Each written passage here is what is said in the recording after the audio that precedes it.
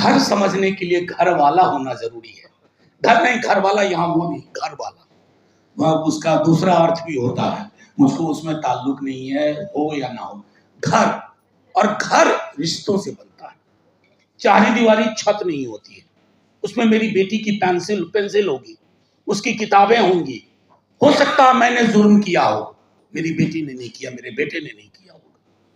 जब आपने घर गिनाया तो छत सिर्फ मेरी नहीं गिरी, आपने उसकी छत। दुनिया में और कौन से देश हैं जहां इस तरह की रवायत है बुलडोजर चला देने की?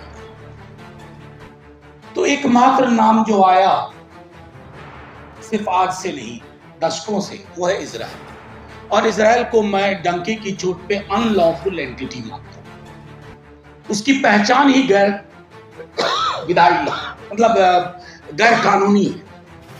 अपने देश के बारे में मुझे इस बात का मुगालता था कि हम इजराइल की तरह गैर कानूनी एंटिटी नहीं। इसको गांधी, नेहरू, आजाद ने गढ़ा है, इसको संविधान बाबा साहब भीमराव अम्बेडकर ने दिया।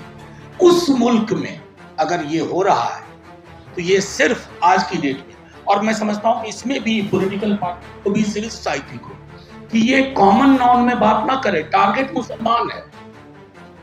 मुसलमान है, बिना किंतु परंतु हालांकि के मुसलमान टारगेट किया जा रहा है। एक्यूज्ड हैं आप, एक्यूज्ड। मुझसे ज्यादा विद्वान लोग हैं जिस परीक्षा को पास करके बड़े ओहदों तक पहुंचे, उसमें मैं फेल कर गया था, आईएएस का इम्तिहान। मुझे नहीं लगता है कि आईपीसी की किसी भी धारा में बुलडोजर का प्रावधान है, किसी भी धारा में। शायद ये जो नई वाली आई है संहिता, दंड, न्याय वगैरह वगैरह, इसमें भी नहीं, अभी तक मिला नहीं। हाँ, सांसद को ही नहीं मिला तो और मैं ये कह रहा हूं कि इसके लिए जिस प्रकार की चीजें हो रही हैं, जब आप किसी एक्यूज्ड कहने के बिला पे घर गिराते हो, आपको घर की अवधारणा समझनी होगी। योगी जी कितना समझते हैं घर, मियां मियां बोल करके। और हर दिन सुबह हमारे यहाँ न्यूज एजेंसी जाती हैं प्रतिक्रिया लेने के लिए।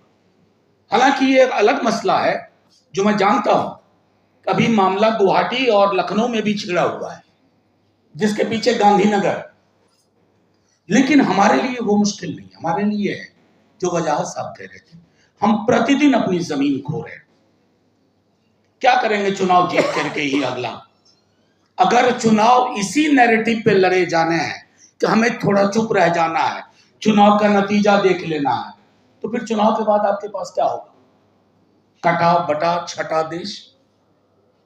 मैं यहां आने से पहले कई लोगों ने जिक्र किया, मैं सोच रहा था घर समझने के लिए घर वाला होना जरूरी है। घर नहीं, घर वाला यहाँ वो नहीं, घर वाला वह उसका दूसरा अर्थ भी होता है, मुझको उसमें ताल्लुक नहीं है, हो या ना हो। घर, और घर रिश्तों से बनता है। चारी दीवारी छत नहीं होती है, उसमें मेरी बेटी की पेंसिल होगी, उसकी किताबें होंगी। हो सकता है मैंने जुर्म किया हो, मेरी बेटी ने नहीं किया, मेरे बेटे ने नहीं किया होगा। जब आपने घर गिनाया तो छत सिर्फ मेरी नहीं गिरी, आपने उसकी छत ले ली। तो जब तक हम इस विमर्श को आगे लेकर ना जाएं,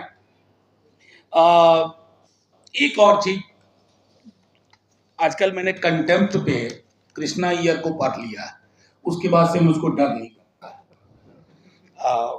मेरा मानना है ना कि जुडिशियरी सिर्फ कलकत्ता नहीं, हर जगह जुडिशियरी का भी सेलेक्टिव अप्रोच। हमारे मीलॉर्ड्स का पर्दा कब आंखों पर से हटे और कान कब ढंग से सुनने लगे, इसका प्रेडिक्शन बड़ा मुश्किल है। और मैं नहीं मानता हूं कि बेंच से फर्क पड़ता है। अगर पूरे के पूरे कोर्ट का नजरिया साफ होगा तो बेंच फलाने का हो या ढिमकाने का हो, उसको रूल ऑफ लॉ से चीजों को तय करना होगा, बेल डिनाई नहीं करनी होगी। आज ये अवसर नहीं है कि मैं खालिद के बारे में, खालिद सैफी के, उमर खालिद के बारे में और बाकी के बारे में, लेकिन ये एक सम टोटल है। मुसलमान का घर गिरना, मुसलमान सड़कों पे आए देश के लिए। वजाहत साहब, अभी मैंने एक आर्टिकल लिखा है यही इसी आधार पर।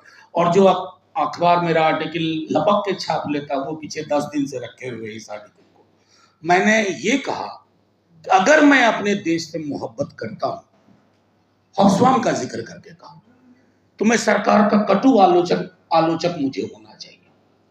और अगर मैं सरकार की आलोचना नहीं करता हूं, मैं अपने देश से मोहब्बत नहीं करता, चाहे सरकार किसी की हो, यूपीए हो, एनडीए हो और फलाना ढिमकाने किसी की हो। तो मेरा ये कहना है, और वो अखबार ये विशुद्ध वैष्णव प्रकृति के आर्टिकल को भी छापने में थोड़ा 4-5 बार सोच रहे हैं, तो इससे आपको पता चलता है कि बीमारी कितनी गहरी हो गई है। आखिरी टिप्पणी करूंगा इससे पहले कि मैं, बुलडोजर कश्मीर में भी चला, काफी चला। हमारे नॉर्थ इंडिया में किसी भी कम्युनिटी ने, किसी भी लोग ने कश्मीर के लिए आवाज नहीं उठाई। कश्मीर को अब कभी यो कहते हैं ना कि लैंडस्केप माइंडस्केप से नहीं समझा गया।